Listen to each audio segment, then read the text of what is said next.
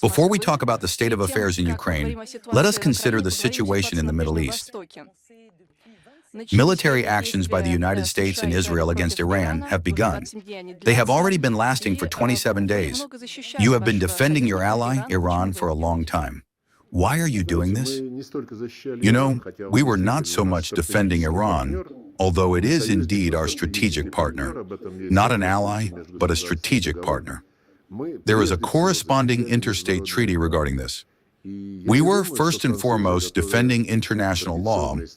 I do not think that the French, who traditionally and historically have always declared that they stand on the side of international law, do not see what is happening. Actually, strictly speaking, it is not even necessary to see it. We observe this daily in real time. And when the President of the United States says that he is not interested in international law and that he will be guided by his own moral principles and instincts, well, this cannot evoke approval. We have repeatedly sent a signal to the United States regarding the expediency of establishing a dialogue to resolve all the problems of the Persian Gulf and the Middle East region as a whole. Every time the United States and its allies interfere in the processes taking place there, the situation becomes increasingly depressing.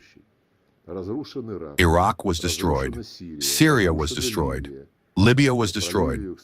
By the way, it is unknown when Libya will be put back together.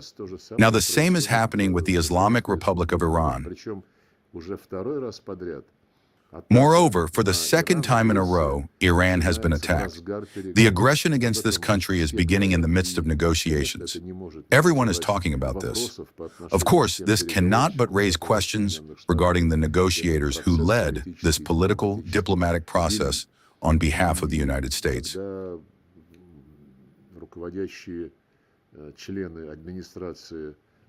When leading members of the United States administration speak with bravado and pride about the cold-blooded assassinations of the supreme leader of Iran and other members of the country's leadership, of course, it is difficult to call it anything other than cynicism. Therefore, we stand for ensuring the interests of both Iran and all countries of the region, including, of course, our close strategic partners from the Gulf Cooperation Council, who are also suffering from the aggression unleashed by the United States and Israel. You know, recently our Arab friends have begun to say that these are two wars. One war is of the U.S. and Israel against Iran, to which they have no relation. But the second war is an unprovoked, in their words, attack by Iran on various targets in the Arab monarchies of the Persian Gulf. Well, it is difficult for me to share such logic because the root cause is always the key to a settlement. And the root cause, of course, is the unprovoked aggression of the U.S. and Israel. It is not for nothing that yesterday, UN Secretary General Antonio Guterres, I believe, called, first and foremost, on the U.S. and Israel to stop the war, and only then expressed hope that Iran would not attack targets on the territory of Arab states.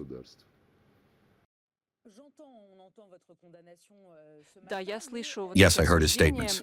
Nevertheless, U.S. intelligence says that you are helping the Iranians identify targets, the American bases. Is this true? Tell me, to what extent will your support go?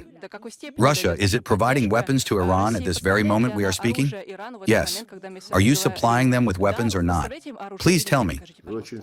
You are a very capable journalist because you asked first, is it true that we are helping Iran? And then, without waiting for my answer, you immediately ask the question, to what limits will this support go? President Putin and his press secretary, Dmitry Peskov, have already commented on this topic, which is currently being fanned in the media, that Russia supplies intelligence data to Iran. They said that Russia does indeed have close relations with Iran. We have an agreement on military technical cooperation. We have supplied certain types of military purpose products to Iran, but we cannot agree with the accusations that we are helping Iran with intelligence data.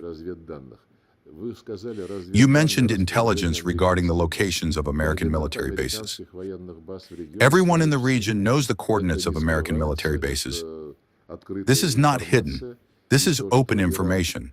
And the fact that Iran is attacking these military bases does not cause me surprise at all. Yes, we noted that our friends from the Gulf Cooperation Council, when it was already clear that a war was being prepared, in every possible way, discouraged the United States from starting this adventure once again. They clearly stated that they would not provide their airspace and would not allow the use of American military bases on their territory for an attack on Iran. But to any person even slightly familiar with military affairs, it is clear that U.S. military bases in the region were, of course, used for work on collecting and transmitting intelligence data and information from satellites, and so on. The fact that these bases are now being subjected to periodic attacks, well, I repeat, is the consequence of an adventure started without any reasons. It is not for nothing that the Americans evacuated the majority of their servicemen from these bases. This also shows that they knew what would happen. By starting the aggression, they set up and let down their Arab allies.